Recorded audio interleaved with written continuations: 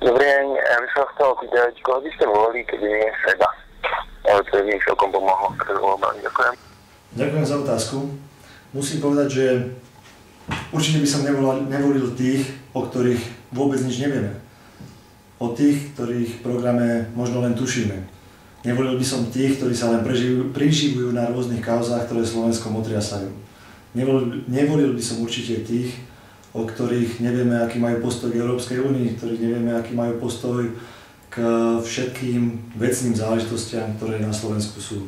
To, čo by som volil, a volil by som podľa programu a možno aj podľa skúseností. Podľa môjho názoru pravicové strany majú za sebou dobrú skúsenosť, aj keď posledné vládnutie nám možno nevyšlo najlepšie. Takže, ak by ste náhodou chceli voliť mňa, som číslo 7 na kandidátke SDK ODS.